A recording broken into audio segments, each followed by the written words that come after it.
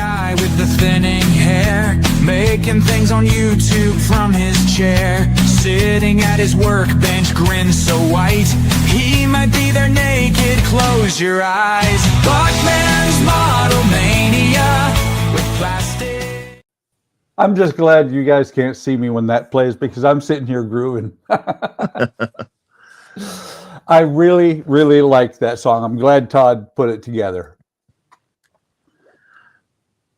So speaking of which, let's see. Alec is here. Dawn is here. Howard is here. What does this button do? Donnie's here. No lights. Dawn's laughing. Thought you were Alec. This isn't a battle arena. Oh, wait. Howard's throwing up the devils.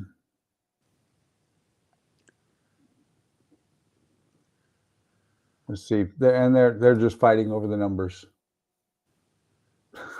Put the kids out if they go too crazy. Uh-oh. Howard's not here. He protests he's not an alien man. Wait, don't we have something along that? Let me see. Not a merry man. Yeah. Where is it? Maybe. Might be on the... It looks like it is not on mine. It's on the other one. Oh. Well, I guess we have to go with this one. That's awful. That's awful.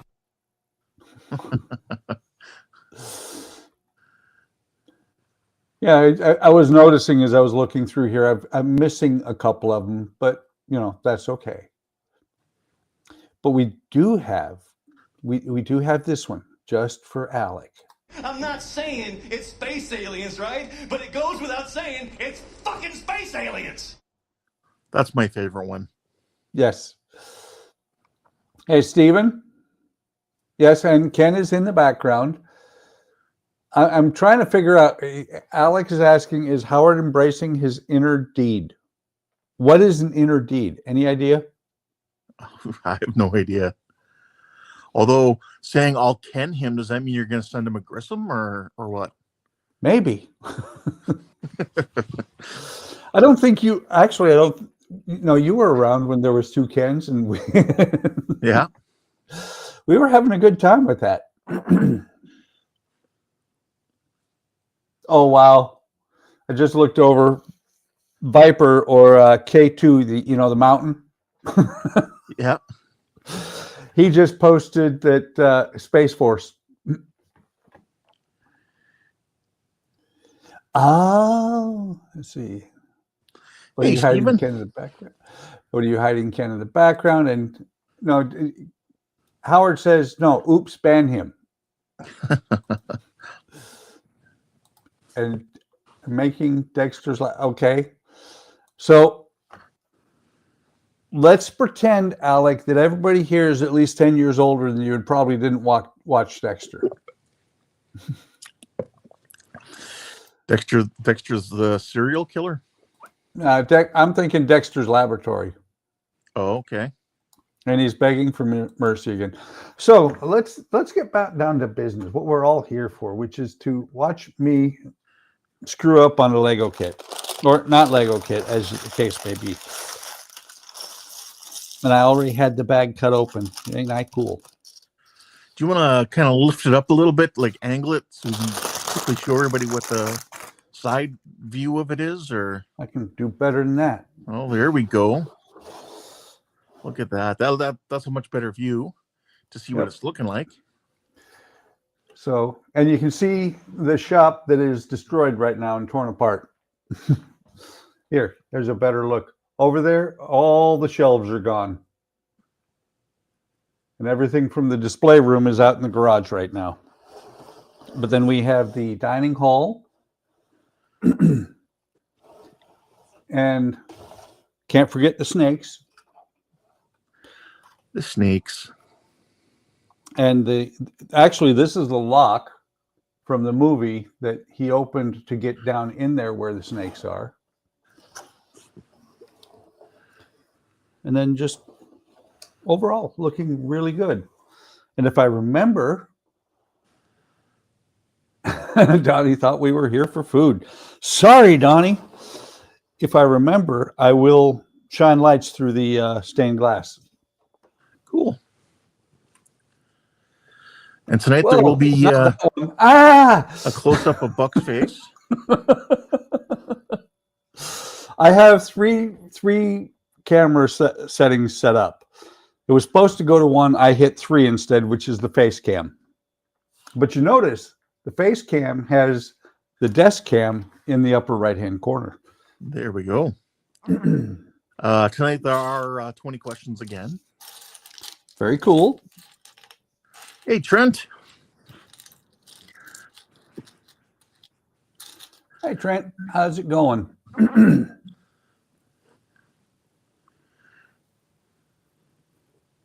Well, Alec is right. It is not Lego, not Harry, not Potter, not Hogwarts. Or it is a MINISO MOC of the Lego Hogwarts.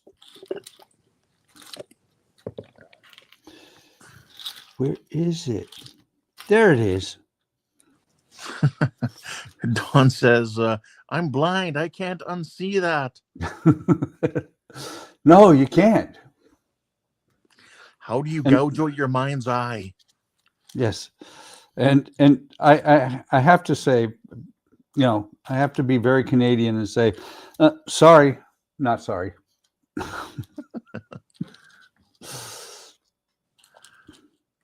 But yeah, we're moving me out of here, and we're still up in the air exactly how everything's going to end up landing.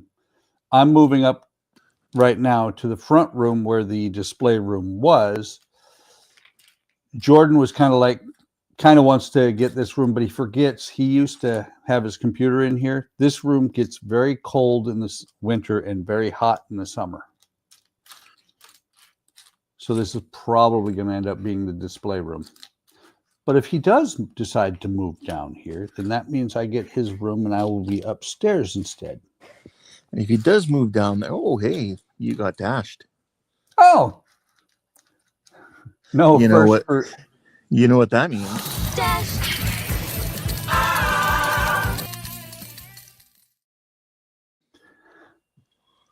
Very cool. Thank you, Howard. Alex says, at least I'm wearing a shirt. I always wear a shirt. Well, except for that one time. Well, I was gonna say for Jordan, for Jordan, if he does move into that room, you know what to get him for Christmas? Some slippers. Yeah, his toes warm. Exactly. Matter of fact, it was up in the. It was 73 today. It's 69 out there right now, and I'm wearing slippers. See, I like keeping my house generally at like 68 degrees. Yeah, well, it's 16. Oh, actually, it's 51 outside. It's 69 here. We keep it in the winter. Of course, we've gotten a little bit older, so we've kind of warmed it up. We usually keep the house around 64 in the winter. Something about we hate those large bills. Donnie says, which room are you putting my ship in, Buck? And then he says, shop, not ship. That will be in the front of the house where you can actually see it from outside. It will be, there have actually been pictures from there, and it will be kind of like a complete rotation from where it has been. Because when we first bought the house, we had the shop out in the garage. And then we moved it into the area that they, on the floor plan, it calls it an office. It's a den. It's just a room off the front, off to the left of the front door. But when you walk in there, or when you walk in the house, it's just right there. And so we're going to move it up there. I actually liked it a lot up there because I could sit there and watch the mailman. And, one time when the garbage guys didn't pick up the garbage, we contacted the company and said, hey, they skipped us and everything else. And the guy's like, no, there was nothing out there. And I'm like, I watched you drive by. And then my son said, never piss off the garbage man. And I was like, that might be a good idea.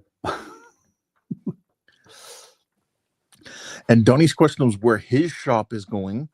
So he His says, shop? he says, so I get a shop in the front of your house? Sweet. Yes. You are welcome. Pardon. You are welcome to come and build in the house. Just the only problem is, Donnie, that's one heck of a commute for you. Because I'm not moving it to Murfreesboro or Borough. A borough. Wait, does Donnie live on a mule farm?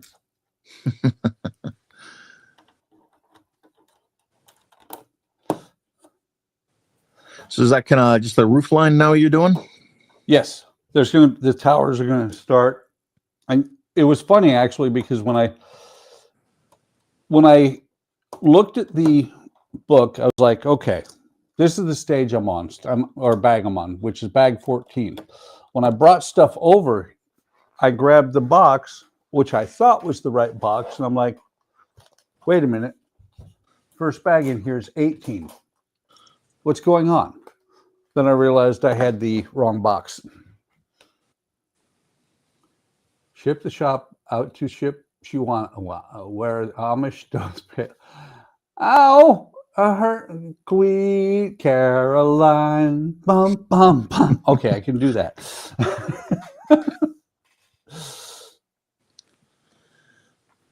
Everybody knows that part of the song. Donnie says, yeah, that would be a long commute. I'll just move in. Okay. I got room for you in the garage. For you. No kids. No wife. Don't think you have a dog right now, but if you did, I think we'd probably let him move in.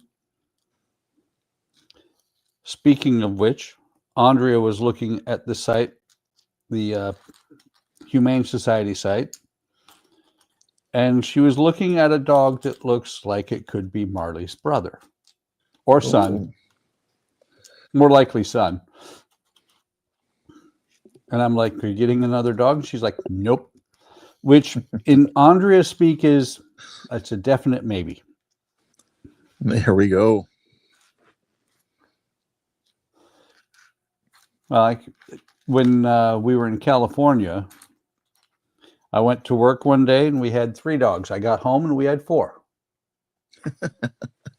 Surprise.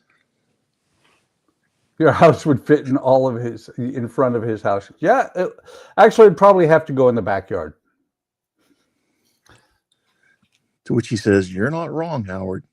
Yeah. I do know why we bought a huge house like we did. Andrea wanted a 4-bedroom. Plus we wanted the movie room and everything. And now we're figuring out that all the kids live far away. We have lots of space for just us. And Howard says, all your houses would fit in my yard. This is true. This is very true. Yes.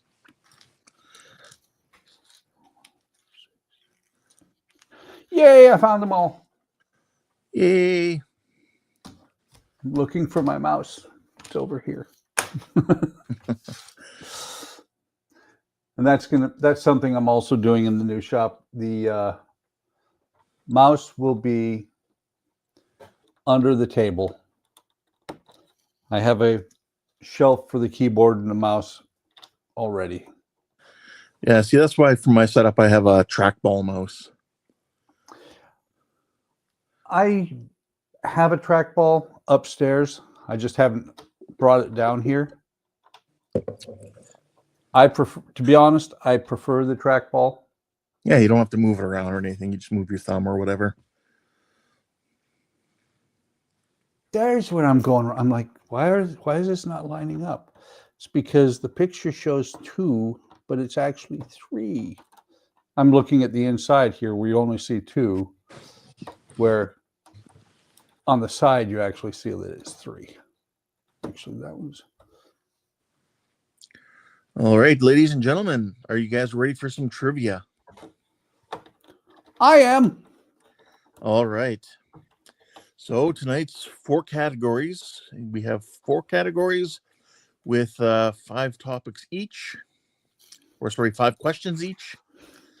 And first topic is serial killers. Serial killers. Question number 1. Robert Ressler, R-E-S-S-L-E-R, Robert Ressler, coined the term serial killer while a member of the Criminal Apprehension Program in what organization during the 1970s? So Robert Ressler coined the term serial killer while a member of the Criminal Apprehension Program in what organization during the 1970s? I actually think I know which one they were after too. I believe there was a movie. I believe so. I want to say it was like a streaming movie. Oh, I can't remember if it was Netflix or... I think you're right. I don't think it was ever in the theaters. Yeah. Speaking of theaters, what was it we went and saw? I remember posting it. Is it bad that I can't remember the movie we watched last week? The Running Man? Yeah, that's the one. Good movie. Yeah. I'm Yes. going to have to watch it. If you've read the book, it is a lot closer to the book than the Arnold Schwarzenegger one. Yeah. The Arnold one was a lot of fun, but this one is a lot more true to the book. Right. All right. Howard says FBI. Alex says Scotland Yard. Trent says FBI. Which Howard is saying farm bred intelligence organization. Huh. Sarah, that or Trent thinks it could have been Captain Crunch. That could have been. So a good movie. Yes, a good movie I forgot the name of. I'm old. I'm allowed. It was very good, Alec. It's just I have a lot of things rattling around in my mind, especially with moving the shop around. Well, I do recall on Discord you talking about going to see it. So, yep. And the one we didn't go see, but we're waiting for it to come, is Wicked. We rewatched the first one this weekend. okay. And did you eventually watch The Long Walk? Not yet. Oh, okay. Yeah, the ending's a bit different than the book, but yeah. Okay. But the story's a lot closer, is decently close to the book, so it's good. Yeah. Well, and I remember reading that when it was before it was known that it was Stephen King. Yes, Buckman. Yep. Richard Buckman. And it was funny because Andrea said that, when I explained it to her what it was, she's like, that doesn't sound like a Stephen King book. And I said, that's because he was writing as Richard Bachman at the time. Yeah. And a little bit of trivia, I'm sure everybody should know this. Why did he write as Richard Bachman?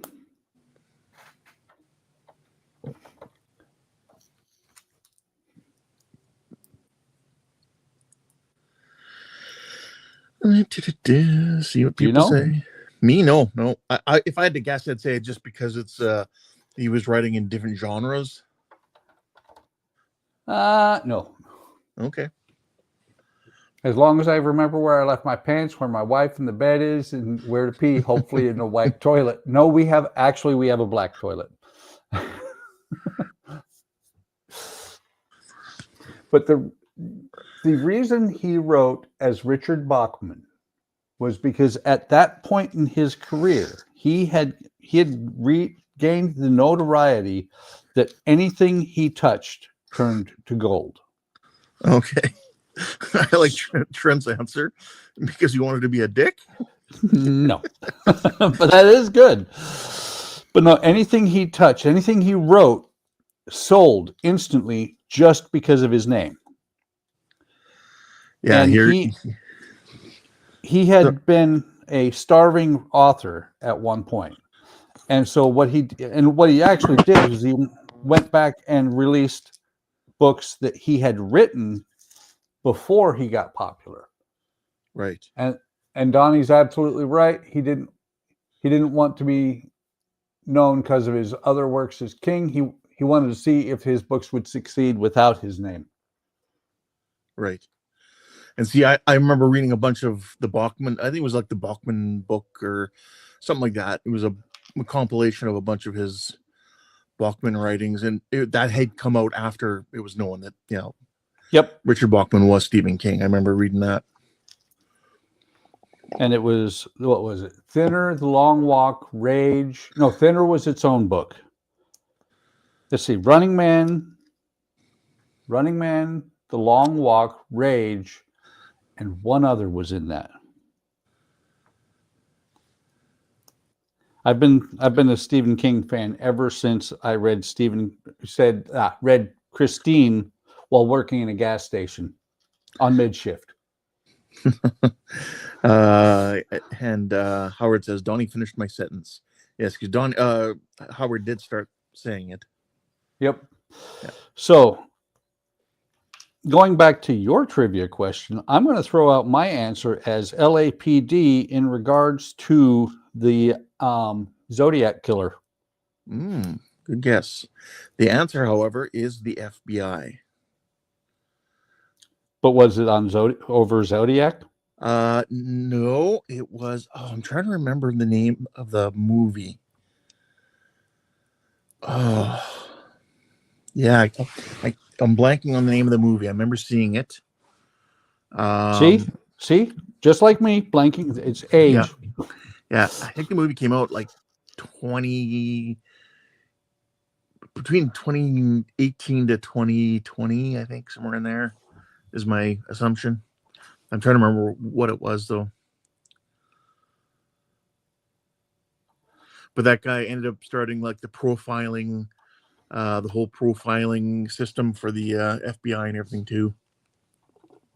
Wait, was it Gibbs?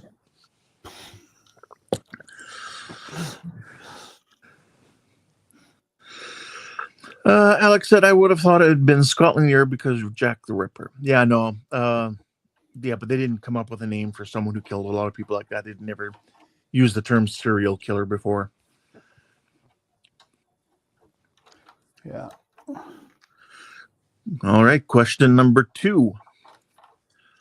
What American serial killer, nicknamed the Milwaukee Cannibal, killed and dismembered? I know this one. Yeah, killed and dismembered 17 men and boys from 1978 to 1991. That question again: what American serial killer, nicknamed the Milwaukee Cannibal, killed and dismembered 17 men and boys from 1978 to 1991?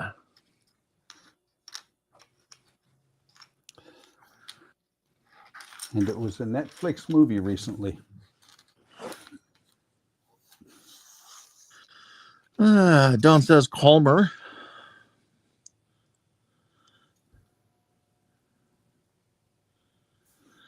And then he says Dahmer. Howard says, was it Catch Me a Killer? The movie? Something like Catch a Killer or something like that, or could be. Alex says, I used to live outside Milwaukee. Why do I not remember him? Dahmer? Trent says Dahmer. There's some different spellings of Dahmer. Jeffrey Calmer. You can tell autocorrect doesn't like the name Dahmer. Nope. It's changing a few people's answer to Calmer. And Alec, it's probably a good thing you don't remember the man. Yeah. You know, the really sad part is, and we never connected the dots on this until recently. I did. I don't think Andrea ever did. Guess what we used to call our son? Dominic. Oh, what did you used to call him? Dahmer. Yeah, there you go.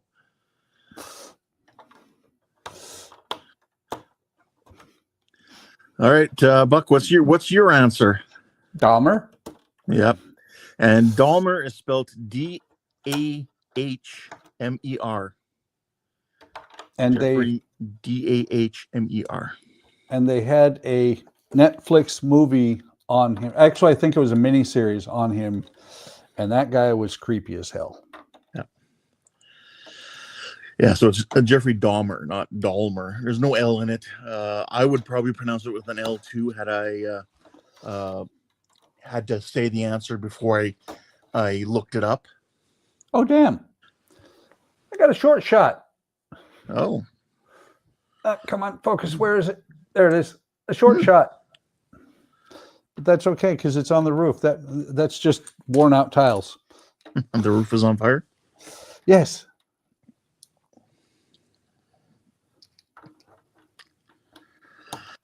All right. Howard says, yeah, because he was portrayed in Catch Me a Killer.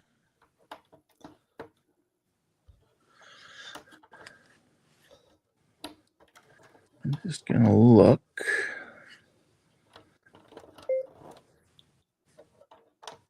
You know, thinking about it, though, I'm not going to throw out the name yet because I'm pretty sure you're going to mention him as well. Just to guess, he's one of the more populars, but there's a few serial killers that came from Wisconsin. I mean, Alec, Dahmer. Oh, wait.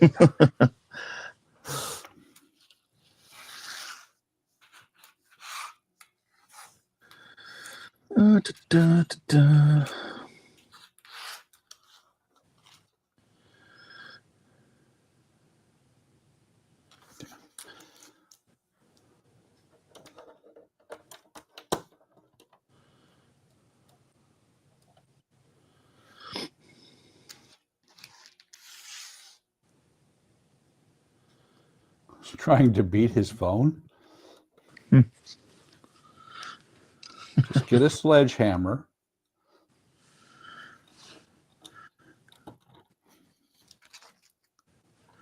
All right, next question. Question number 3. In 1972, which active but yet to be identified serial killer was appointed to Seattle's Crime Prevention Advisory Committee? In 1972, which active but yet to be identified serial killer was appointed to Seattle's Crime Prevention Advisory Committee?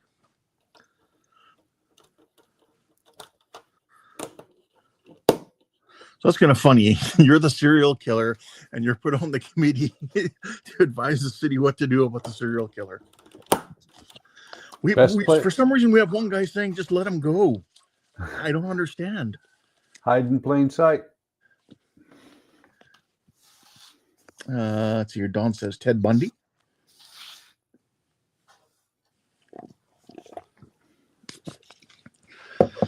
Trent says, at least Alex hatched on American soil, so he's not an illegal alien. This is true. Alex says Bundy.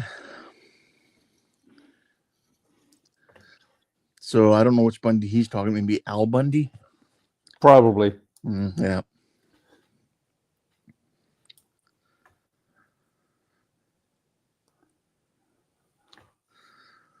Trent says Al Bundy.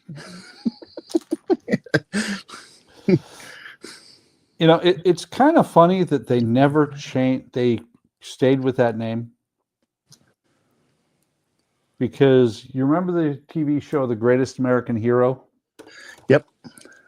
You remember what they did to Ralph Hinckley's name? Well, yeah, because there was the assassin. Yeah, he suddenly became Mr. H. Yippee!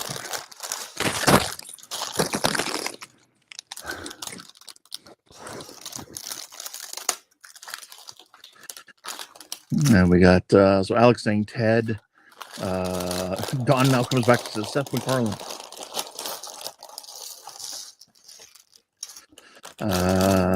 Let's see here. Howard says Epstein or Trump. Oh wait, wrong era. Wait, hang on for Don's answer.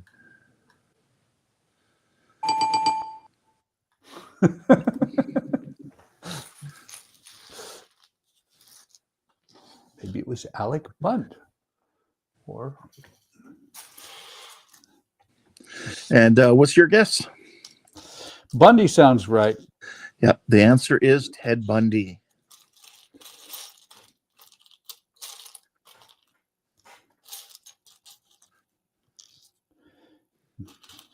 He was one of the ones that did weird things too.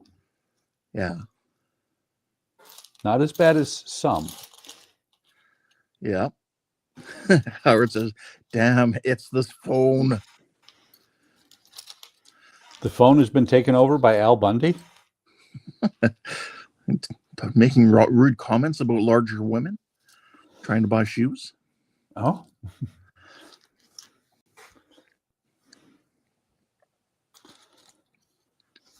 That was a good show. I didn't get to watch it near as much as I wanted to because I was overseas and it was on in the evenings and I worked nights. Good old another fucking network. Oh, I mean Armed Forces Network. Sorry. All right, question number 4. Convicted serial killer Rodney Alcala was often known by his nickname derived from his appearance on what popular game show? Oh, yeah. Convicted serial killer Rodney Alcala was often known by a nickname derived from his appearance on what popular game show? I knew the name when you said it. Until you said that, read the rest of it, I was like, what was he? Oh, yeah. As soon as you said the rest of it, I'm like, yep, I know who he's talking about. Mm-hmm.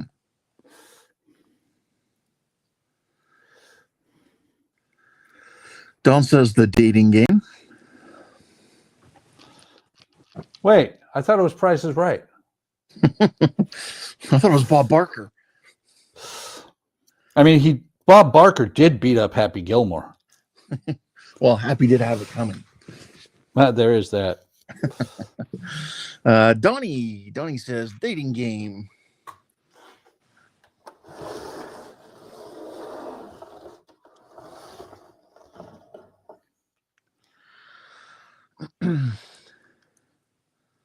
Alex says The Dating Game. I thought that was Ted, but it must have been him. Ted? You mean the teddy bear? I don't think he was a serial killer. Unless you're talking about, eating cereal in the morning. Oh. We have The Gong Show. That was a fun show, too. Mm-hmm. That used to be on at 4:30 in the afternoon, and I did not miss an episode if I could avoid it.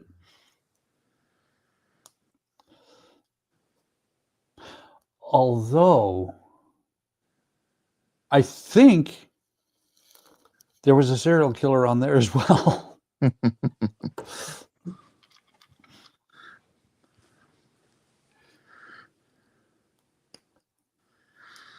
Don says, well, isn't the alien becoming a parrot? He is.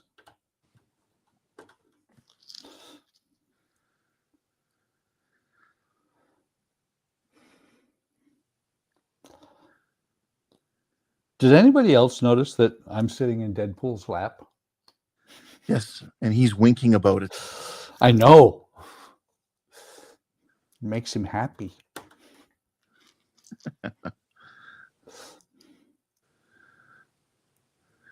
All right, everybody, insert your prostate jokes now.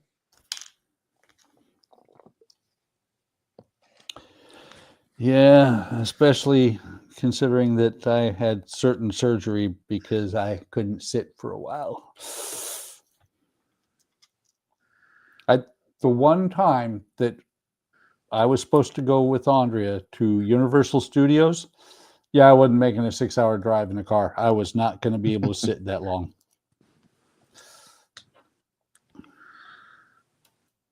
And the recovery of that surgery is no joke.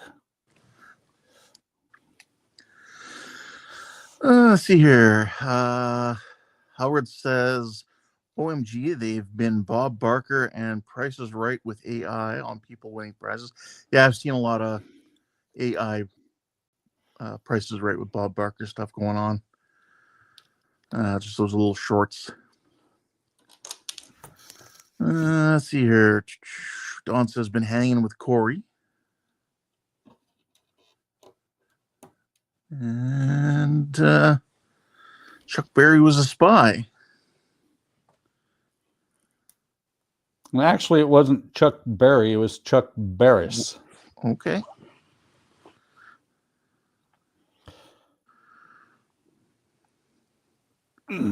He was a weirdo. Howard says, Buck, don't say anything, but I just had a thought. Uh-oh. Are you okay, Howard? Did it hurt?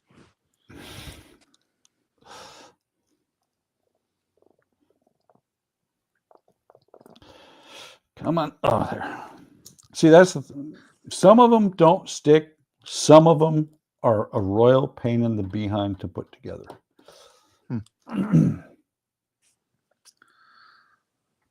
Yes. So the answer was the dating game.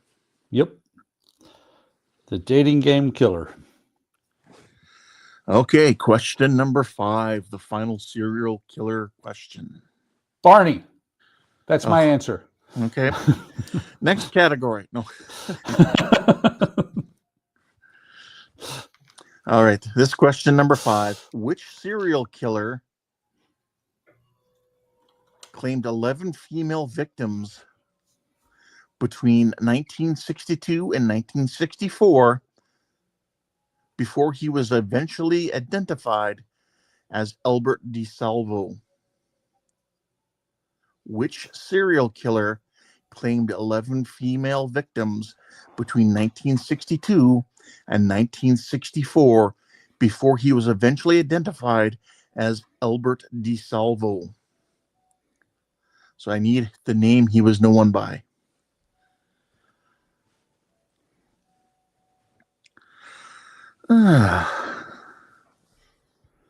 Alex, I remember Mr. Ballin did a separate episode about him. Okay. See here. Don says the Boston Strangler. Alex says the Strangler. Howard says, yes, Buck, I Discord you. And I'm going to respond.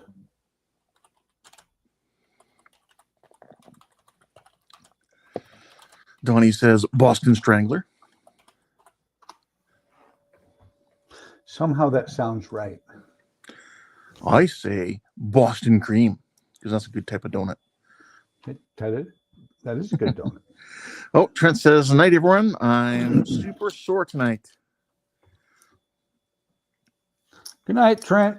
You have a good one, Trent. Thanks for coming. Yep. Agreed. And I agree with you. I am pretty sore too. I moved a bunch of furniture in the last few days. Well, plus that, and you know, you're sore because you're sitting on Deadpool's lap.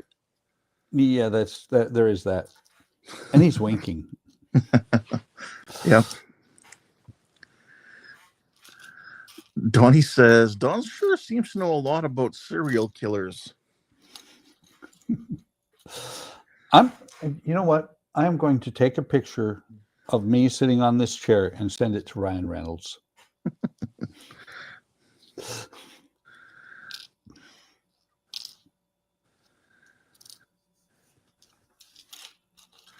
Howard says, why does it have to be Boston? Steven says, night, Trent. People are wishing Trent a good night. So in general, folks, just can you guys tell me what your thoughts are, if this was a good category for future reference? I liked it. It was a very good category. Oh, wait. That's right. I'm just the host. I'm not allowed to say anything about it. Don says, my friends have nothing to worry about, but there are some who should worry. Howard says, why not the Arizona Senator Strangler? Yeah. No, Arizona just has aliens. No, wasn't there that one Arizona senator who was pissed off at a reporter or a photographer or something and just like attacked him and started strangling him on the floor in front of like other people? Gordon's here. He says, hey guys.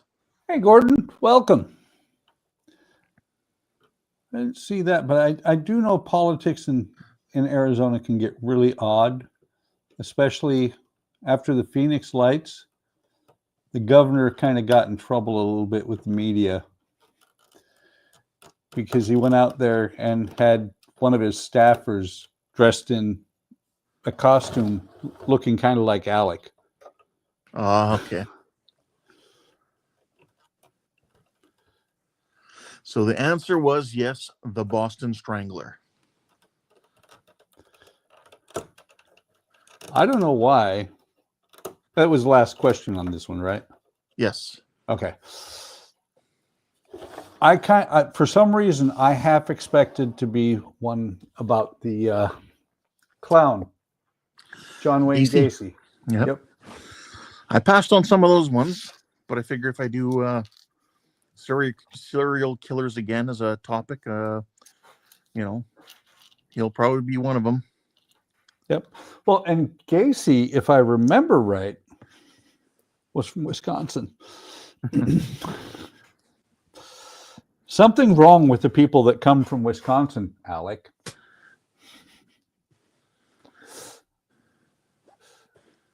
He says, I didn't say you were an alien. Hello. Just now I said I kind of insinuated you were a serial killer.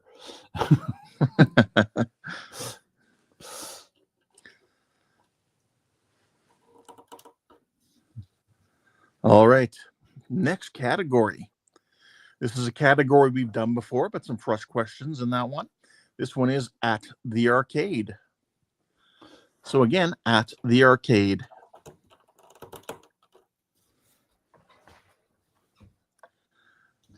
Question number 1. In what year did gamers first get to blast space debris in asteroids? In what year did gamers first get to blast space debris in asteroids? Not hemorrhoids. No, I've had those blasted before, though. Oh, Howard. He says, didn't the serial killer drown in milk? Wah, wah. Wah, wah, wah. Howard says 1976. Donnie says 1979. Alex says 76. Don says 1980. What do you say? 79 sounds right. It's actually 78. I think the first time I saw it was in 78 and it was in Sears.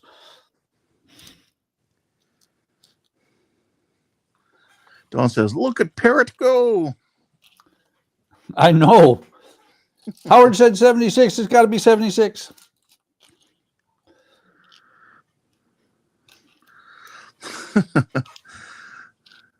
Howard says, Don's Googling.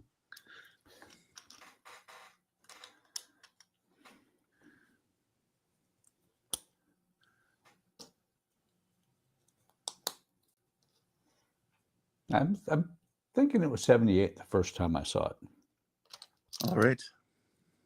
But it's kind of funny because that reminded me, and I actually thought that the question was going to have something to do with one of the very first coin-op video games that I'm not going to mention because it might be coming up still. That also might have been in the last time I did arcade stuff too. Yeah. There were a couple of really early ones. So the answer is 1979. I felt like it was 78. I was wrong.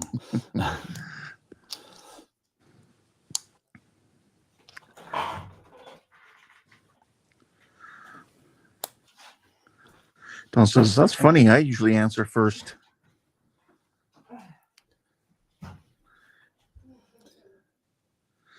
Howard says, that's funny. Sorry, that was the year Bai started shooting aliens in the sky.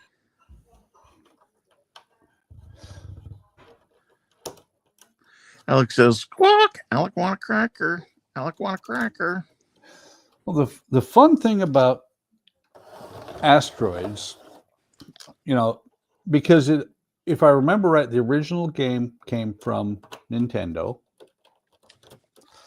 And when they ported it to the, or not Nintendo, it came from Atari, sorry. When they ported it to the Atari,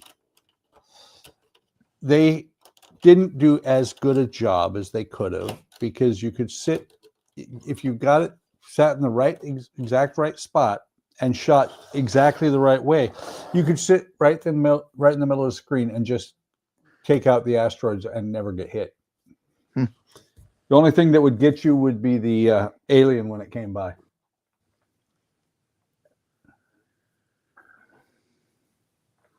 He said, I just had to throw it out there quick because my phone isn't speedy and it hates me. All right. Okay, this is the next question. Question 2. Which fantasy brawler lets you choose between a dwarf, barbarian, or Amazon to smash skeletons and dragons? Which fantasy brawler lets you choose between a dwarf, barbarian, or Amazon to smash skeletons and dragons? Not the one I thought, because I think there were 4 characters in the one I was thinking. Alex says D&D. Donnie says Gauntlet. That's the one I was thinking, but there were 4 characters in that one. When it came out, I remember it was the biggest game in the arcade because there were 4 controls. Don says Seth MacFarlane. Donnie had said you could do that in the arcade game, Buck, with the asteroids. I was never any good at the asteroids in the arcade. Or Defender, that was another good one.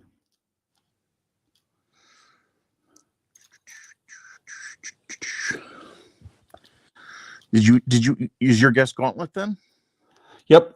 Or are you saying it's not because it's only it's the one that came to mind, but to me it seems like there was supposed to be 4 characters.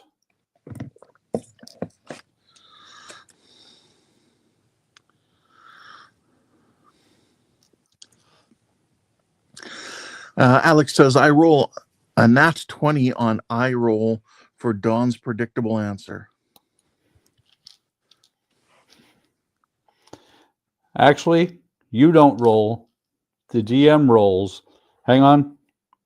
Natural 1. Critical fumble. Exactly. You tried to roll your eye and you popped it out instead.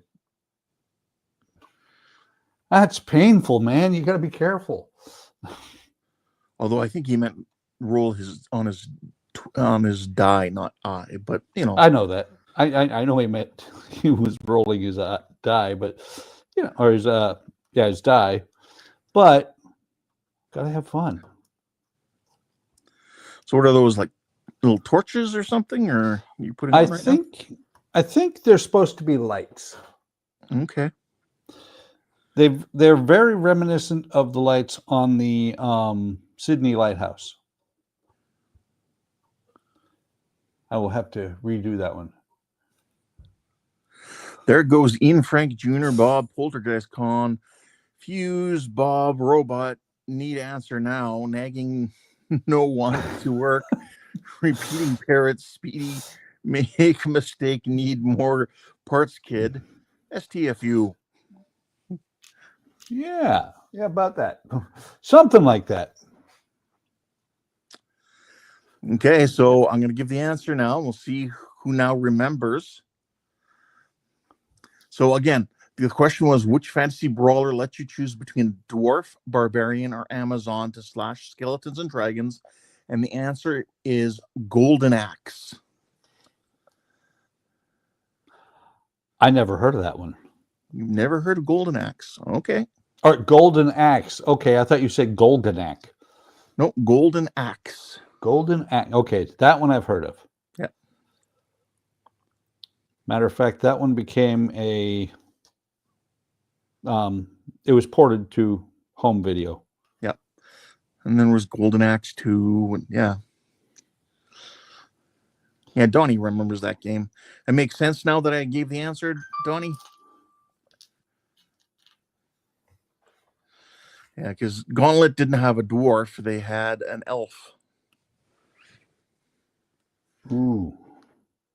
Have to look at this real quick. Howard said, I played that game. I don't remember its name. Yeah, Donnie says, yeah, it makes sense.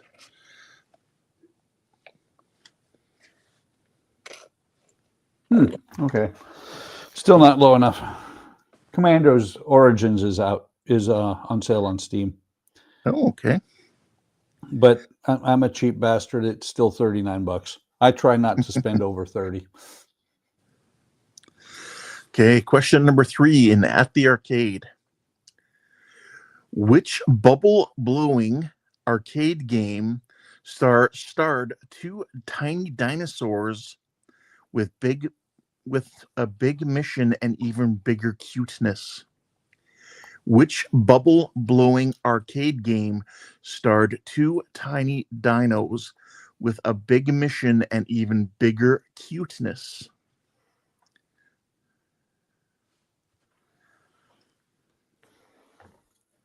Okay. Howard said she wasn't that good looking. Who wasn't that good looking? I don't know.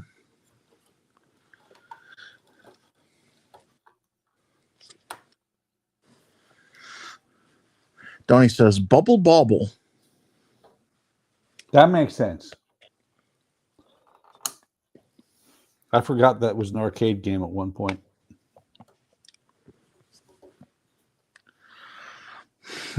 Alex is cut and paste. Bubble Bobble.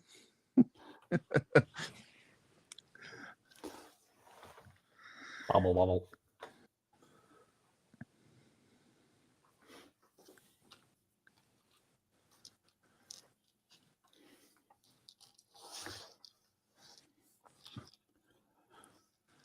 Like I said, that one sounds right to me. So that's going to be my guess. Okay. Unless I come up with something else, Donnie's my designated guesser because he's pretty smart in this stuff. He spent a lot of time when he was growing up in the arcade. Yep. Actually, going back to Gauntlet, me and my buddies, oh yeah, we used to play the hell out of Gauntlet. That was a big quarter eater for us. Oh yeah. My Well, one friend always had to be the elf, so he could run ahead and grab, because the elf was the fastest, so he could run ahead and steal all the food and the treasure and whatnot. my favorite was always Tempest. I'd always take the Valkyrie. Tempest was your favorite game? Yep. Okay. Let's put it this way. I was never that good in video games. It was the one I could last the longest in. Yeah. I could get at least 5 minutes out of a quarter on Tempest. No, he says, I may have spent a quarter or two in an arcade. $250,000? What? Yeah. Yeah. Actually, one game I remember people lining up and just watching people play was Dragon's Lair. Oh, that was awesome. Donnie says Galaga was his favorite game. Still is. That guy's playing Galaga. He didn't think we noticed, but we did. Yep. You know, that was an ad-libbed line from Robert Downey Jr. Alex says your friend was Leroy Jenkins of your friend group, Ken? Yeah, long before Leroy Jenkins existed.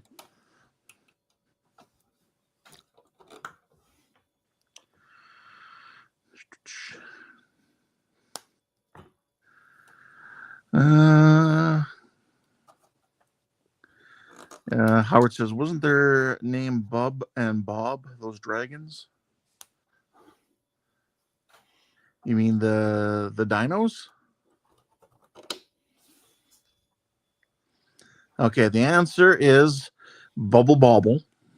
That is correct. I don't remember the name of the two dragons, or two dinos, sorry.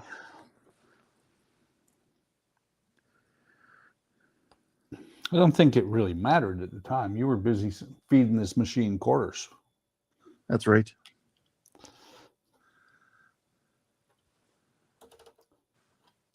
Did you ever play Crystal Castle? Not much. I've seen other people play it lots more. That was another one that I was okay at. Yeah. One I remember watching people play a lot too was, and I played a bit of it too, was Hyper Olympics.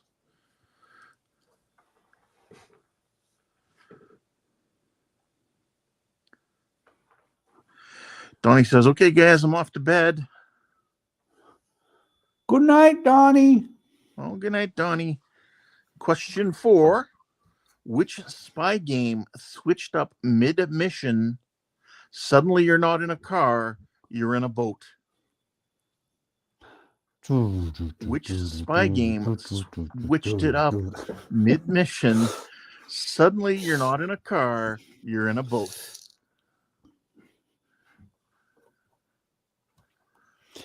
Bonus points.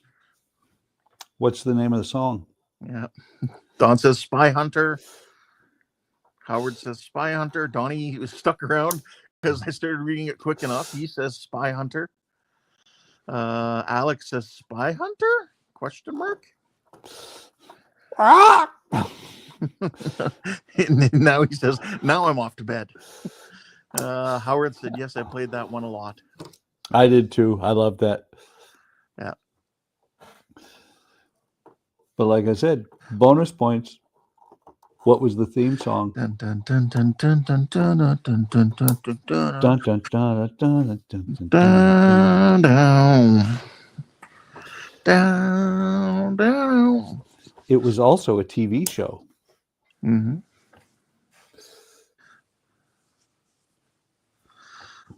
And the only CD I ever owned from Emerson, Lake and Palmer had it on it. Howard says, oh, now it's stuck in my head, that song. You are welcome. So, yes, the answer is Spy Hunter. No guesses at the theme song? Oh, I'm trying to remember. Once I hear it, I'll be like, yeah, that's it. But, yeah.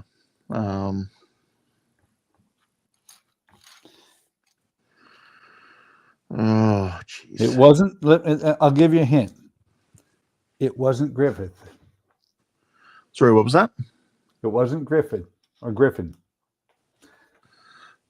His last name was not Griffin. That's a terrible hint, by the way. Yeah. Peter Gunn. That was the theme to the TV show Peter Gunn. Yes. Alex says, okay, that song sounds so familiar. I think it was used in Lion King 1.5. That song was used in a lot of things. Howard says, I swear they use that in Kung Fu Hustle. Yeah, it has been used in a lot.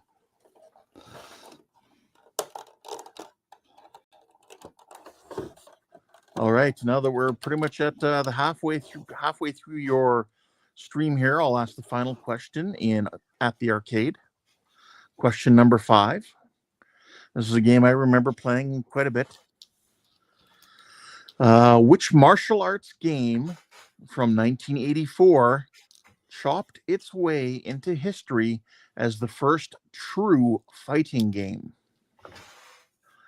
Which martial arts game from 1984 chopped its way into history as the first true fighting game?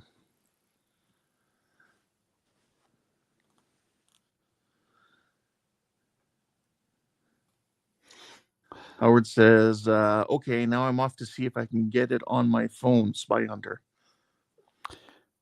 Yeah, Spy Hunter, I will tell you, in the arcade versus any of the home versions, the home versions were not good. Let's see here. Don says, ye are Kung Fu. Howard says, Karate Aka. Alex says, Street Fighter. Mortal Kombat? I'm thinking Mortal Kombat. Mortal Kombat. Mortal Kombat. Just remember, though, this is 1984. So I'll just tell you that's well before Mortal Kombat. Ah, okay.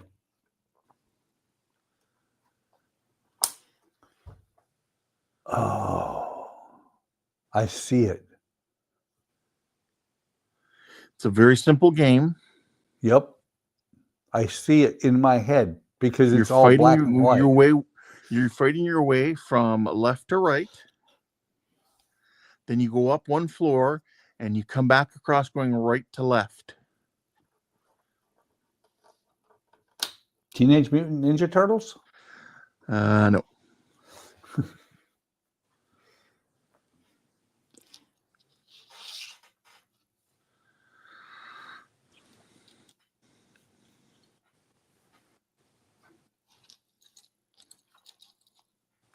I think Mortal Kombat's real claim to fame was being banned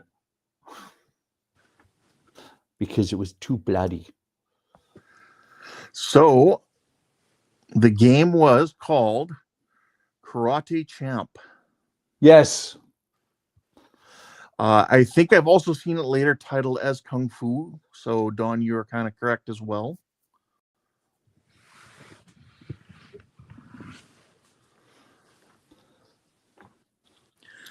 But yeah, you fight like from across the screen, and there's like, I don't know, like a Japanese architecture type building or Chinese architecture type building or whatever, from one side to the other, a little room by room by room, or, you know, and all you can do is punch or kick, and you can do high or low, I believe. And then you get to the end, you walk up some stairs slowly, and then you go do the same thing on the next floor, just the opposite direction. Yep. Well, it's like, what was that one? There was a shooting game that was very similar to that.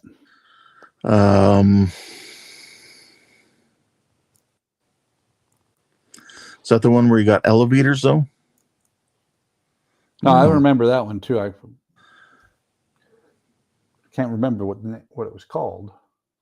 Oh, and there was Russian Attack, but Something like that. But it was, I think it was prior to Russian Attack. Mm-hmm.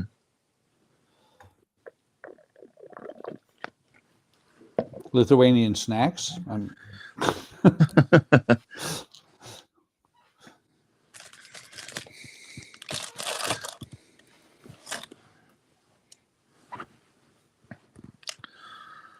So that is it for At the Arcade. Very cool. Next category is 1960s music. Beatles. I got one right. I got one right. I know that right there. I got one right. Okay. At least. Okay. Question number one in 1960s music. Which band is famous for the song Light My Fire, released in 1967? Mm-hmm. Which band is famous for the song Light My Fire, released in 1967? Seth MacFarlane. Yes. Don says Green Beret was the same as Russian Attack. Yeah, you're right. And then he says The Doors. Eddie and the Cruisers. Alex says The Doors, question mark.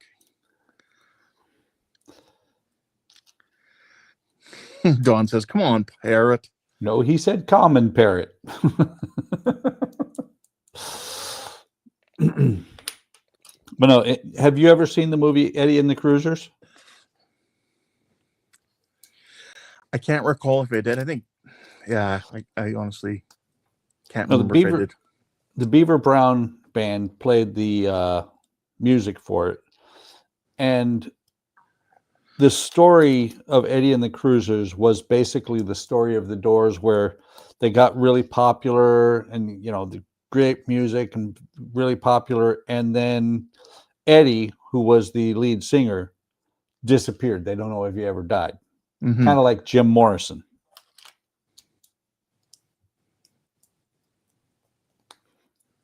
Bob the Parrot, can he repeat it? Bob the Parrot, yes, he can. John Caffrey, that's it. And the Beaver Brown Band. So yes, the answer is the Doors. Come on, baby, light my fire. Yeah. Good song. Yes, I started realizing that I'm going to be coming back to the 1960s music questions in the future, because there's so many things. I'm like, oh yeah, I know that one. I know that one. I'm like, wow, that's probably one of my best areas of knowledge for music. Oh, I'm same here. And I'm not usually a music trivia kind of guy. It amazes me the stuff that I remember these days. Stuff that I wouldn't have remembered like 10 years ago. But you still can't remember why you went into that other room the other day and what you were Exactly. looking for. Exactly. Well, Yeah. Howard sent me a sign that I have on the wall because it is very true. And it says, not to brag, but I can forget what I'm doing while I'm doing it.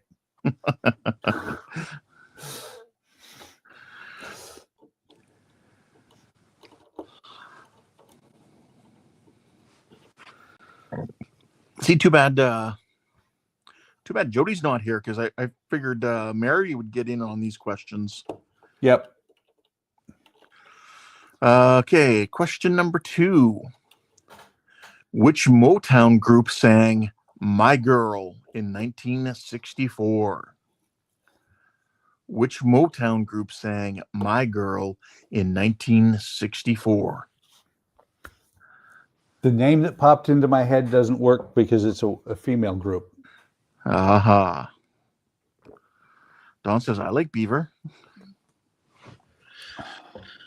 Some Beaver Tails? Leave it to Beaver?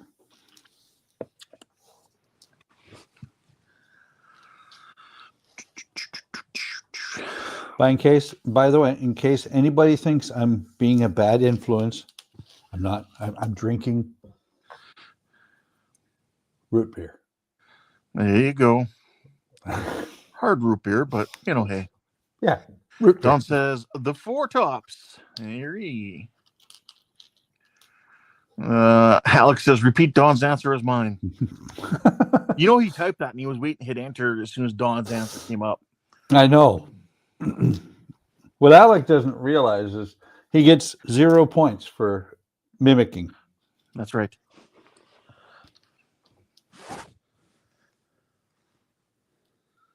But that's, See, and I like always Don's remember answer. Don saying he's not good at trivia, and he seems to be cleaning up lately on trivia. Wait, are you saying Don lied? He would never lie. I think he just underestimated his own abilities and the trivia that I would be asking, which is for more people kind of our age range. Because if you were going to trivia night at a bar, there'd be a lot of like questions that, us older folk don't really necessarily know. Yep.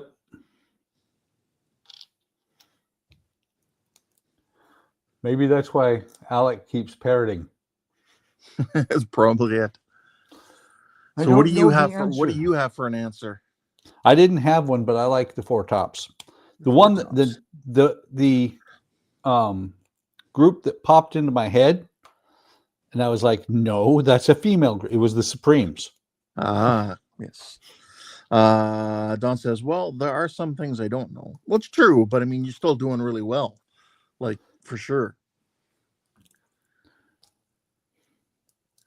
Like, you did really well in the category for serial killers. You did good in arcade. You know what? Sometime we're going to have to keep score and provide a prize. Yes. Whoever wins will get Alec. Yes. And then you can trade them for cigarettes. Yes. So, unfortunately, Don, though, you were not correct in this answer. The answer is The Temptations. Ah.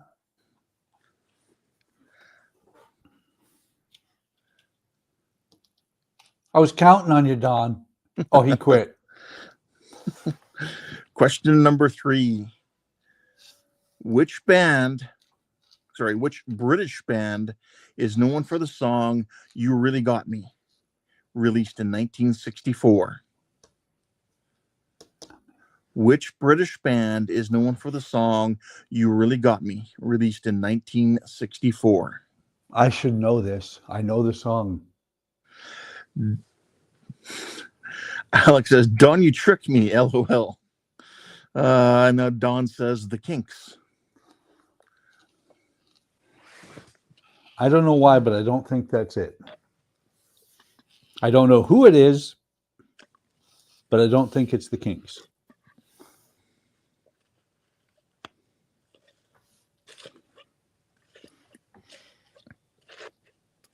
Oh no, these poor microfigures. They get a stick up their butt. Oh, geez. Hang on. There we go. See? Microfigures. I see that.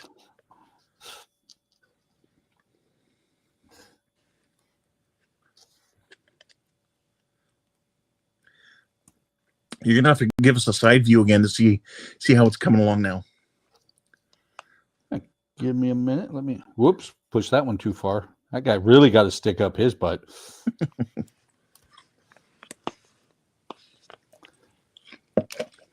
Oh no! I hate when I drop Legos. No wonder it wouldn't go on there. It was upside down. That's what she said. Yes. Actually, I think she screamed wrong hole. No. I think Alec is waiting for someone else to put a guess in, so we can parrot that one.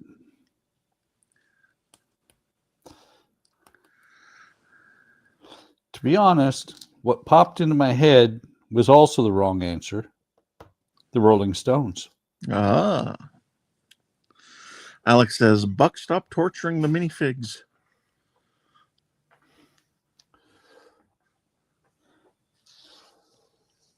The buck stops here, and that's how it goes. Well, so far then we have really just kind of one answer. Yep. Because mine's wrong. Yeah. Well, I'm going to say then we'll just say he's right. Is he right? Yeah, he is correct. It is the Kinks. Okay. I don't know why, but I always think of the Kinks as a 80s band. Yeah, no, 60s. All right, question number 4. Who sang Son of a Preacher Man in 1968? Who sang Son of a Preacher Man in 1968? I was listening to that in the car today.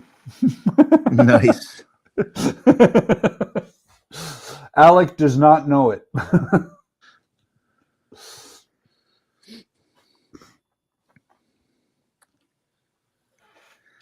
Just to prove you wrong, he's going to Google it now. Yeah, but Googling doesn't count.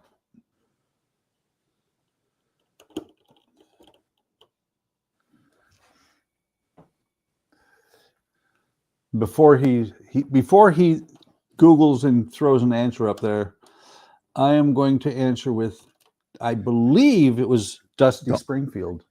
Yeah, Don says, damn, it's on the tip of my tongue. You're saying who? Dusty Springfield. Oh, okay.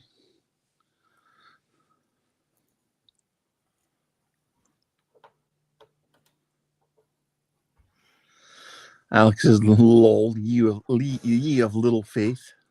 We have no faith in you. Preacher man. Of course, you know what's running through my head now is Eurythmics. Don't mess with a missionary man. Alex says, Dusty Springfield? Of Question course, mark? he's repeating what I said.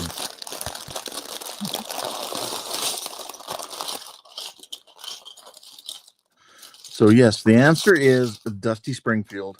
Look at me go. That is actually one of my favorite songs. The answer is Jeffrey Dahmer. Yes. Then there's also Choctaw Ridge. I forget the name of the actual name of the song, but I think that's actually is.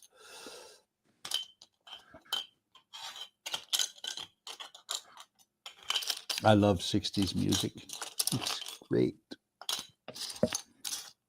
Oh my God. I found an arm.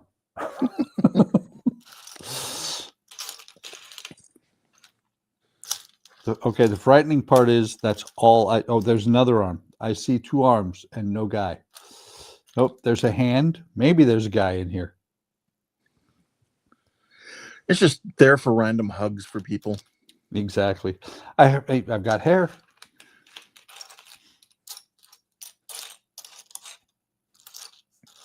So you're gonna give us that side view yet? Oh yeah. You got to keep me straight. Hang on. Found the other hand. Okay. Let me slide this stuff over. Yeah, see that's a great looking model of not Lego build. Yes. Not Lego, not Harry, not Potter. That's a fancy looking wizard school you're building. Yep. And let's go up just a hair so you can see the top. You're a lizard, Harry. Yes, he's a lizard. I mean, it's 3 bags. It doesn't look like a lot, but it's a ton of parts. Yeah. Did you got a flashlight on you to show us the stained glass? I have better than that. I have a phone. There you go. My flashlight has a phone in it. Oh, nice. Yes. Actually, if I can go further back, that's even better. Unfortunately, this camera doesn't focus very well. And it's at a slight Batman type angle. When I say Batman angle, I mean like the TV show from the 60s. Yeah. I think. There. Here you go. That looks really awesome to me. And then the one piece that I was missing a couple of weeks ago that went in here, I found it, but there's no way to see it. Okay. That one so it doesn't matter that you found it? Yeah. The one stained glass piece that I didn't have for in there, it didn't matter. And there's stained glass over there. So yeah, that is cool. That looks great. I am very happy with this. So, wait, Donnie's not here. I can hurt everybody else. By the way, I look at myself here and I'm like, oh my God, I look like Santa Claus. All right, we'll go with the final question in 60s music. I realize I'm going a little faster. I'll have to slow down for a few minutes. But question 5, what 1969 song by Creedence Clearwater Revival features the lyrics, "Don't Go Around Tonight"?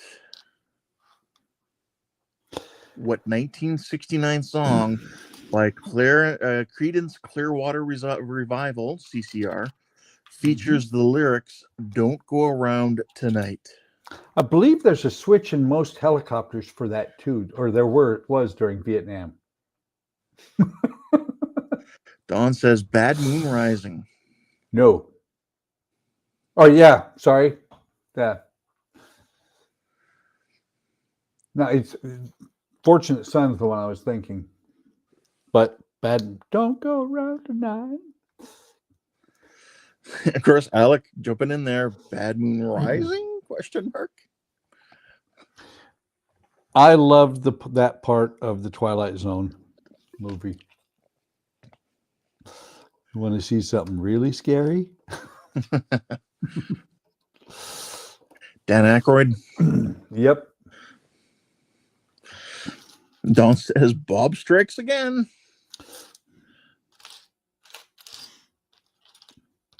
Ha. Next question before Don answers, before anybody answers, since there's only 5 people here and only one is actually saying anything in the chat. Should I put him in timeout? Then he can't answer.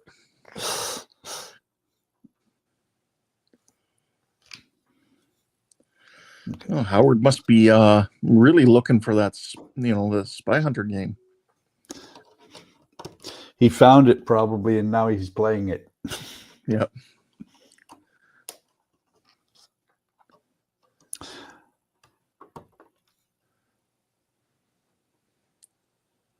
Oh, okay. That would almost be one that I would buy the sit-down machine for. Yeah. That one was so much fun. Yeah. So yes, the answer is Bad Moon Rising. What would be really cool is if you could get Spy Hunter and Star Wars in one machine. Technically, you could if you build your own. Yeah. I've been watching a lot of videos lately on building your own arcade machine. Well, the sit-down version of both of those were the best ones. Yes. Although for Star Wars, you don't need a pedal. No. Whereas for Spy Hunter, you do. You need both gas and brake, I believe. Wait, there was a brake in Spy Hunter? Not that it got used much. Just the one that was completely still painted. Yeah. Well, all the paint was rubbed off of the gas pedal. Mm-hmm. Oh, Howard's back. He says, "Okay, I'm back. I got involved in hunting a game. How did you know? Found one called Fastlane. Okay. Probably just a clone of Spy Hunter, I'm assuming.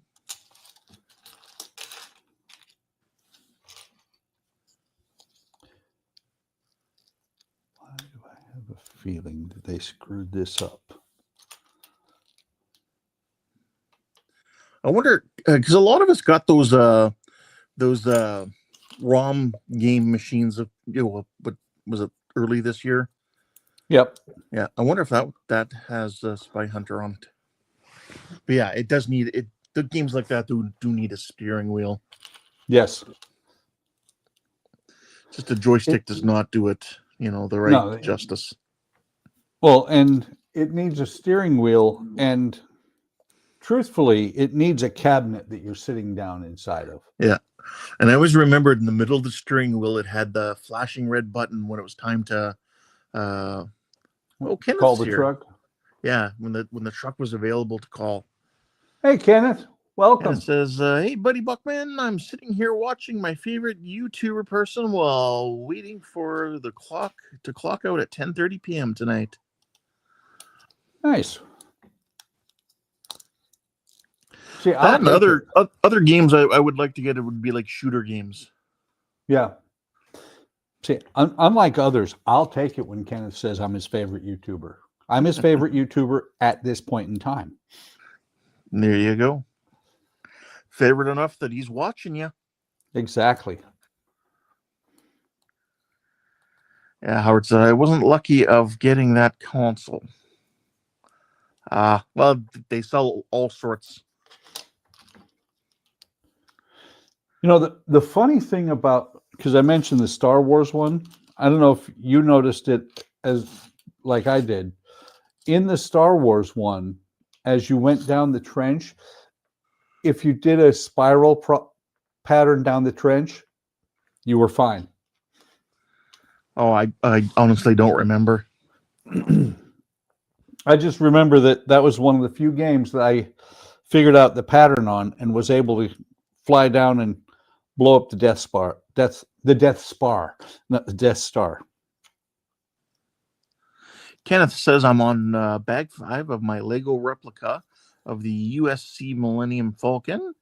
You are my best role model and mentor who I am looking up to. I appreciate that.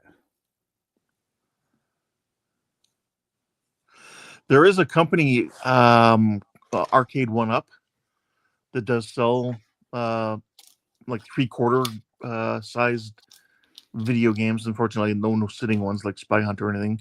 But they did stuff like Rampage and stuff like that. And they do have one for Star Wars, but a lot of them, I don't think they're actually in print right now. They only do certain ones at certain times. I know T2 is still one of the ones still available that they're doing. You can usually buy them at like Walmart and stuff.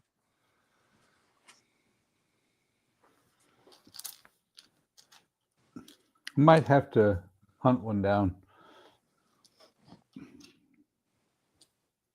Of course, did you ever do the stupid with the truck? You get so excited with things going on, you're shooting everybody, and then you call the truck, and then it comes up and you shoot it. I don't think I've ever shot it, but I remember shooting past it a number of times.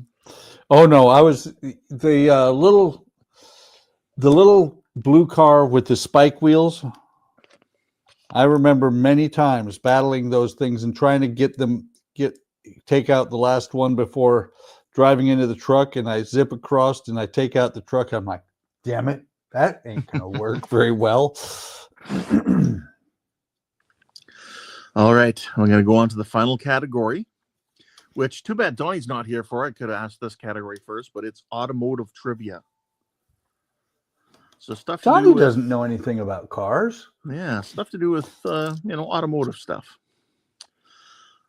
Question number 1.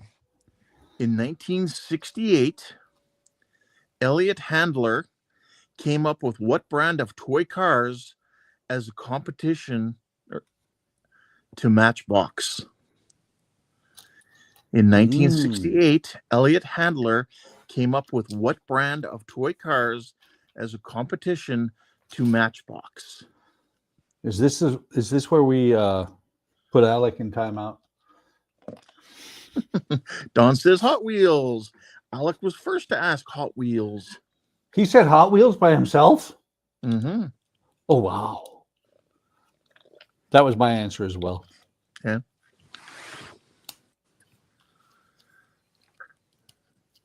I always liked Hot Wheels better than Matchbox.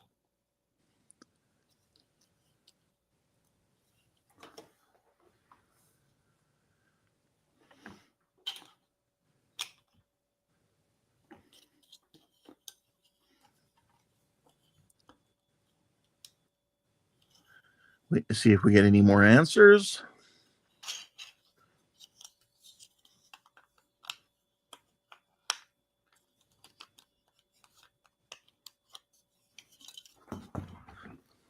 So you're about half an hour now left in if you're going till the hour. I'm probably going to go till the hour.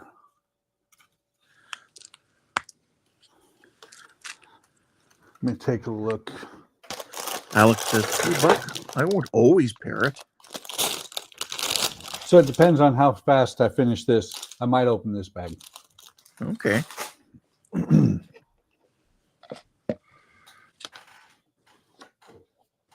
He doesn't always pair it, just most of the time. Sometimes he gets the wrong answer on his own. Yes, exactly.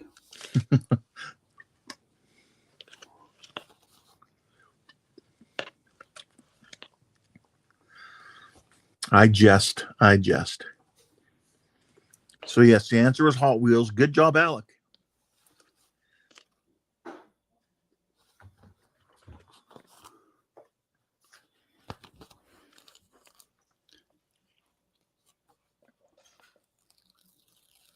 I think he Googled your questions. Well, he answered that one really quick. He did. And it was almost in automotive. I didn't say anything that would be toy cars or anything. So, yeah. although to be honest, it was on the easier end because really, how many other toy car companies can you quickly name in the first 30 seconds when someone asks that question?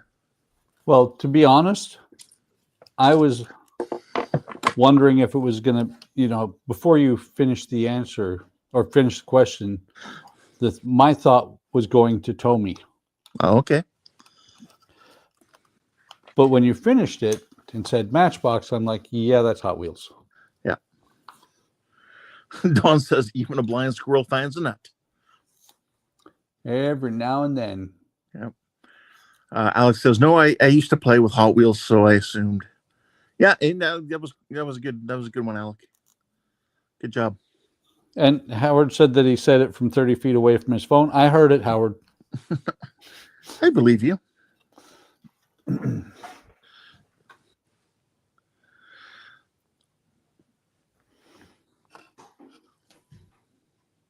so this is going to go here.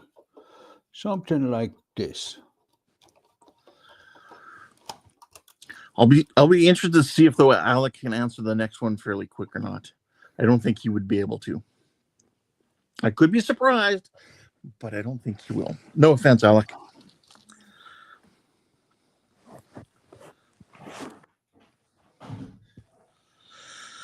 Okay, let's see here.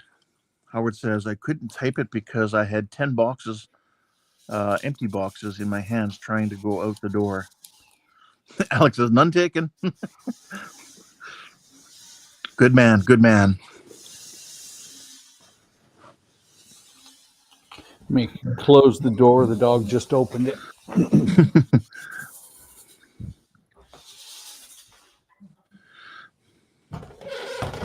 Andrea's working on her table.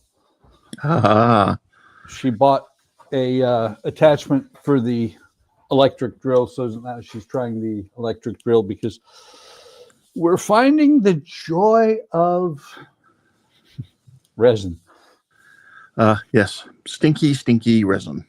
Well, more important, when you pour about 3 inches of resin on a table, yep, it takes about 16 years to cure. Ooh. Well, they do say you should be pouring in layers. Yeah, she did. The problem is she poured too quickly.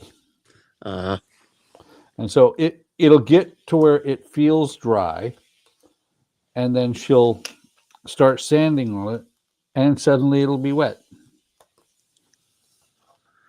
Alex says, I thought you were going to say the joy of wood. Nope.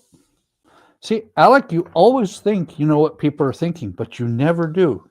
Your mental lack of telepathy is very disturbing in an alien. Yeah, Alec, do you know what I'm going to say at the end of the stream? When Buck asked me if I have anything to say? Do you? Because I'd like to know, because I'm not sure. Yeah. I know it's not rutabaga because you said that one time. That's right.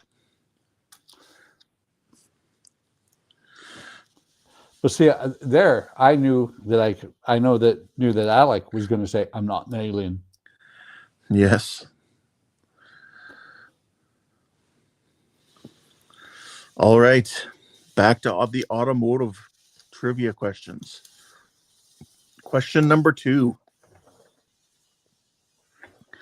The Roman god of commerce, liquid element number 80 on the periodic table, and a now defunct brand of Ford Motor Company that was around from 1938 to 2011, all share what name? Really? The Roman god of commerce, liquid element number 80 on the periodic table, and the now defunct brand of the Ford Motor Company that was around from 1938 to 2011 all share what name? I thought I had an answer, but I don't. Ooh, Alex says Mercury right off the bat. Don says That could Erfurt, be. and then he says Mercury.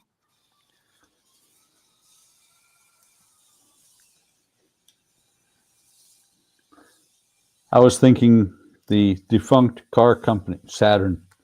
Mm. I owned one of those, but it's not the it's not an Element. No. That, and I remember the commercials when Saturn first came out. So it wasn't 1938. No. Although they did have something that was very unique to that brand. The car body was not metal. Liquid metal. It wasn't liquid metal either. I remember commercials of them showing like a shopping cart coming towards the car and in a parking lot and bouncing off the door and not causing a dent and Yep. all that kind of stuff. It wouldn't. You couldn't scratch the paint. Yes. Because there was no paint. Yeah, it was just a single color body panel. Yep. It was made of plastic. Yeah, I believe at first, though, they had some issues with cold weather. Yep. With some of them shattering. I liked my little Saturn, even though it was the worst POS I've owned, but it was a fun little car. I chose poorly. What have you been watching? Indiana Jones and the Lost Crusade. Maybe he chose poorly. I did, because I bought one. I bought one from a car dealer, so you can never go wrong there unless you do. I bought one from a car dealer, and it was a retired street racer.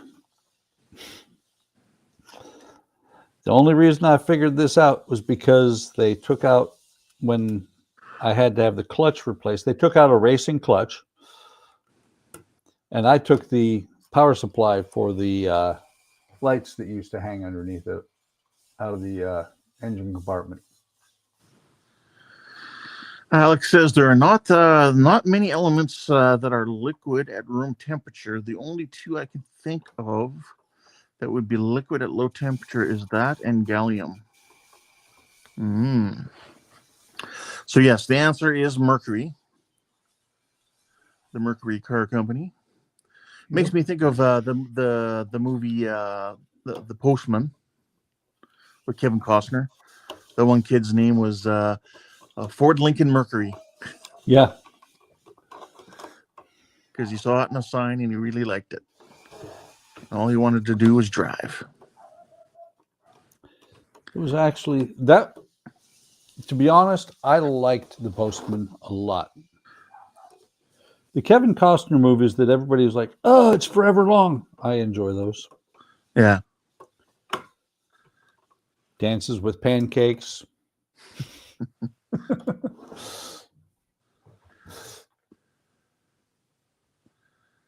I just remember, at CFB Shiloh, when I would go there, you'd always see the Germans there, and they loved like the big boat vehicles, like the old Mercuries and stuff like that. Oh yeah, the old Ford LTDs, all those cars that were just a big boat because you couldn't get them in Germany. Yep. That was one thing about, we had a Dodge Caravan that the transmission went out on while we were in Germany. Yeah. And they replaced it with a Eurospec transmission. Made the car drive a little bit different. Yeah, I guess.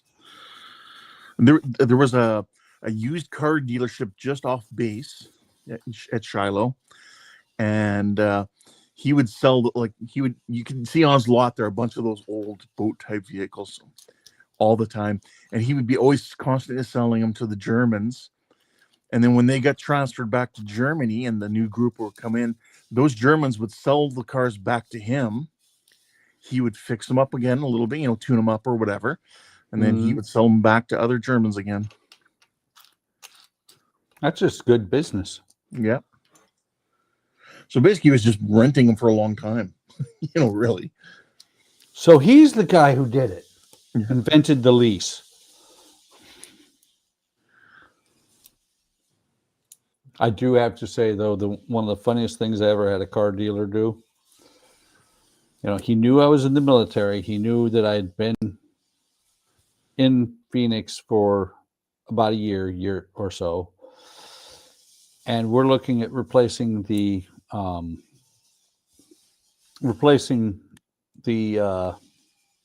Cadillac that we had bought from a friend when we first got there. Yeah. With a car. And we were looking at a Caravan. We'd started at a Grand Caravan. We went down to a Caravan, and the guy's like $500 down, blah, blah, blah, blah, blah. And I'm like, okay, sounds good. We're about ready to sign the paperwork. And he said, lease. And I said, no.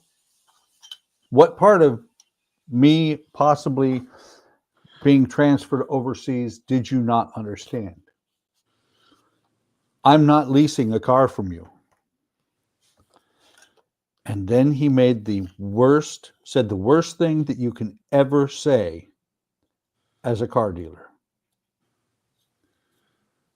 You can't get a decent car for what you're willing to pay. He was setting me up with a lease with a brand new Caravan.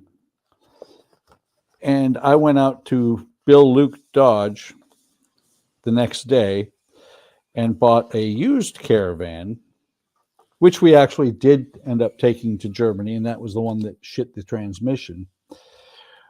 But I bought it for less than he was setting me up for payments with, and it was a Grand Caravan, and it low miles, like 12,000 miles on it. And so, I lived in Phoenix, and in Phoenix, you get this thing called a dash mat. So it's a rug for your dash, so the dash doesn't split. Right. And we went and bought this dash mat there, and I made sure he saw the car and me. Nice. I didn't walk over to him. I thought about walking over to him saying, you're right, I can't get a decent car for what I was willing to pay. I bought this for less than what you were trying to sell me. Howard says, hey, he said, don't you not Dances with Wolves? I watched that. I had a hard on for that woman. Stands with a fist. I can see that. I don't knock Dances with Wolves. I love Dances with Wolves. It's one of my favorite movies. Alex says, wait, Buck, what were you doing with a mythical bird? I'll never tell you. And then Howard said, no, Buck, he invented the extended car warranty. Well, speaking of extended car warranties, and I still get them. I still buy the extended car warranty just in case, because it worked out on a Caravan that we owned one time. It did not work out on the Caravan we had that we shipped to Germany. When we sent that car over to Germany, everything was good. The transmission went out literally 2 days after the extended warranty wore out. Oh. And we got it pulled into the Dodge dealer, and I say, yeah, my extended warranty just went, just went. Can you do anything for me? He's like, nope. Shitty. All right, next question. Question number 3. According to some reports, what rental car company chose its name not because of a historical reference, to a famous fort, but simply to be near the front of the phone book. Ah, According to some reports, what rental car company chose its name not because of a historical reference to a famous fort, but simply to be near the front of the phone book? sorry, I figured that one out right away. Alex said Adams. No. Don says Avis. No, Alec, it was Aardvark. It was Aaron with 2 A's. Aaron. Nope, I beat you because it's Aardvark is AARD. Aaron is AARN or AARO.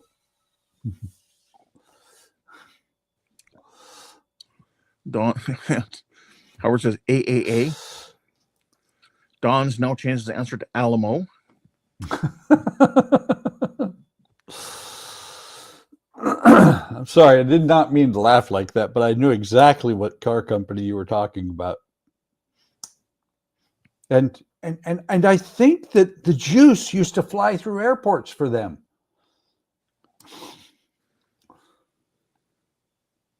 Wait, is that a too obscure a reference? Do you think Alec knows what I mean when I say the juice? The juice.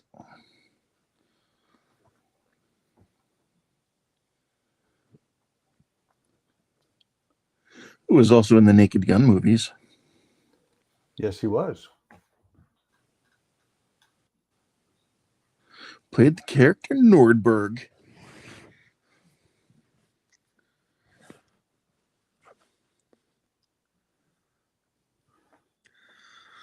All right. So what's your answer, Buck? Avis. Avis. Okay. After the famous Fort Avis? Yes, the Fort Avis. The U.S. Fort Avis. Okay. Well, the answer is Alamo after the Fort the Alamo. Oh, wait. You did say Fort, didn't you? Well, look at me go. I am wrong. And Yes, I'm the proud answer of my, is Alamo. I am proud of my wrong. Yes, and the Alamo is in San Antonio, I do believe. I have been there. that- I haven't actually been to the Alamo. But you've been to San Antonio? Yes. And that was originally part of the question, but I figured that would make the answer too easy for, American viewers. So I just said, famous fort, historical fort. So Hysterical Fort. What? hysterical? Yes. Alec was hysterical once. Yes. Howard, he also killed his wife, allegedly. But the glove didn't fit. Yes. But that was also because he stopped taking his medication for his arthritis, allegedly. Yes. Well, and not to get into anything political or anything like that, but Mark Furman fucked that case up. Yeah. Sorry, I didn't follow it as closely as I'm sure Americans did. I didn't follow it. My wife did. Yeah.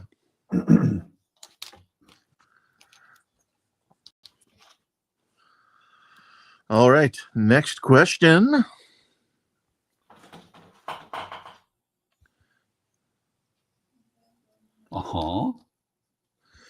Is okay. Question number 4.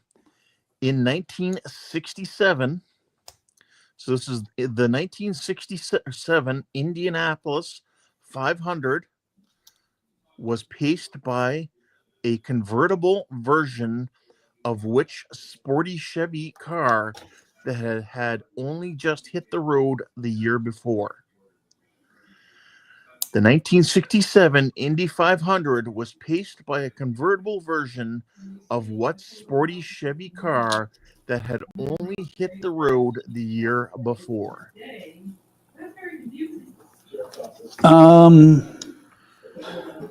Howard says Corvette. Caravan. No. Don says Camaro. Yep. Alex says Camaro. No. Alex says Camaro. Don says Camaro. Alex says Camaro. I'm just pronouncing it differently. I say Camaro. Alex says, I only know this one because my dad had bought me a book on the history of the Camaro. And Don says, Bob wants a cracker.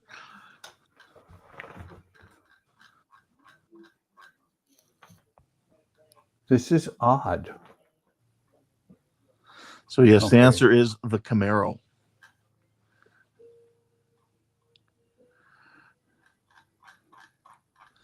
Looking. Usually you don't end up with this size piece left over. But I missed this. Howard says he's trying to justify his cut and pasty. Or cut and pastry, it says, but cut and pasting. Wait, Alec is wearing cutting pastries? What? Yeah. I don't know. Ask Howard. Howard says he's wearing pasties.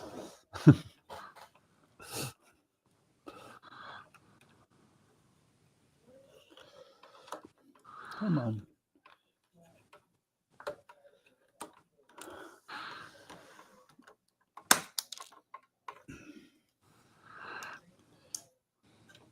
So now I got to look back and figure out where the hell did I leave this out?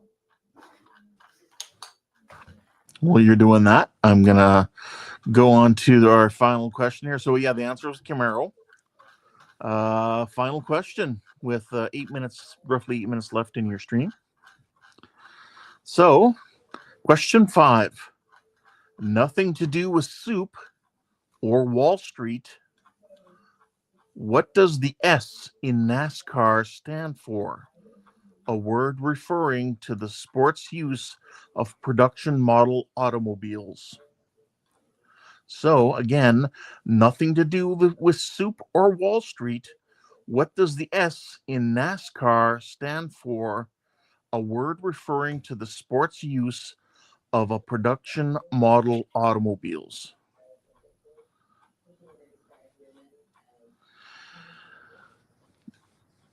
Howard says sport.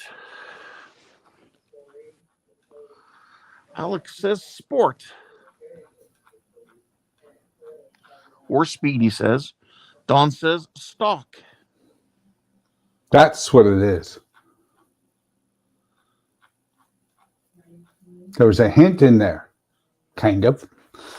There was 2 hints in there. Come on, man.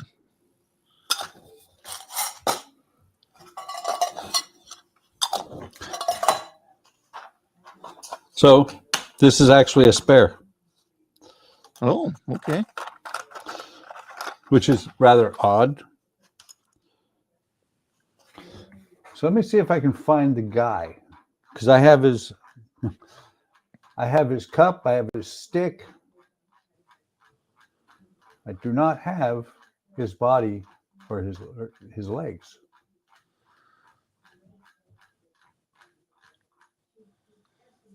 So I'll read the question again, just so that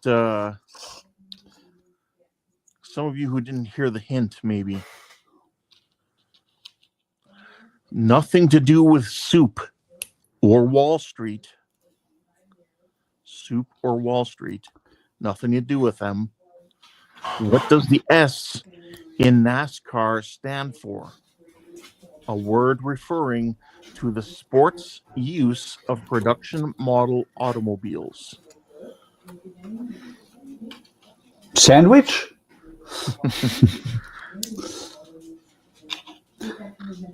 Alex says, Buck, what did you do to his head? Nothing.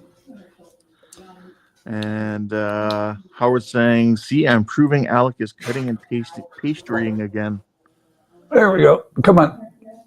There, I found his It's the Jedi. No, wait. Yes. He's going in here with the dwarf. Actually, if I remember right, I think the dwarf was actually short. Really? Oh, Nope, he's not. Same size. The Lord of the Rings one, the guys, the figures, minifigs are actually short. Oh, cool. So this is a spare piece. Interesting. So Alex says stock, then now that I hear it, especially when you realize that cars are called stock cars. Yep. Yes. Yes. So the answer is stock. I like my answer of soup. So last looks. Getting there. Thank you, everyone, for playing trivia with me tonight. Hope you National had as much fun Association. playing as much as I had looking up questions for you. I at least really enjoy your trivia. Well, thank you. So, with 4 minutes, whoops, wrong button. Wrong button. Howard says, is the National Association for Stock Car Auto Racing. There you go. Let's see your videos. I'm over here searching on another page. Eventually, I'm not going to have to do this because I'm going to just throw it up on screen because I'll be smart enough to finally put it together on a slide. But thank you for stopping by, everybody. Thank you for watching. Really appreciate it. Hope you, like Ken was saying, hope you enjoyed it. It was a lot of fun. You know, I enjoy doing this. I do it for the audience. I do it for me. I do it because it's kind of fun to hang out with Ken and the rest of you guys, but really enjoyed it. So like, subscribe, and hit the bell icon to be notified of any time I post new content.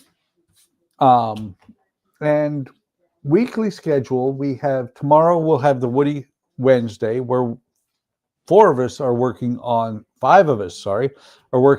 the Istanbul tram, and then we have an alien that shows up and doesn't have a tram yet. Even with the parrot. Yes.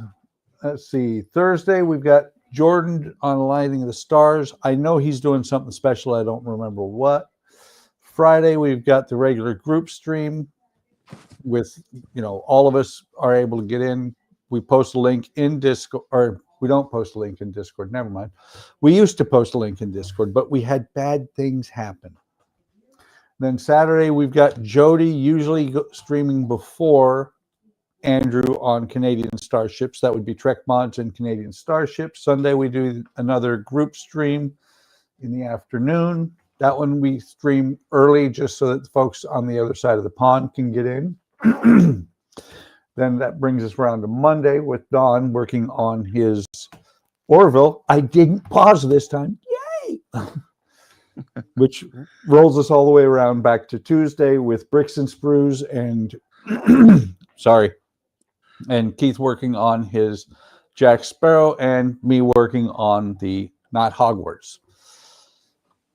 I'm a little bit rusty. Been a lot of stuff going on. Ken, anything you want to say before we get out of here?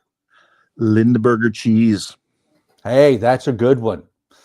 With that, I am going to say, take care of yourselves, take care of each other, have a great day, have a great day tomorrow, and we will see you in the next video or stream.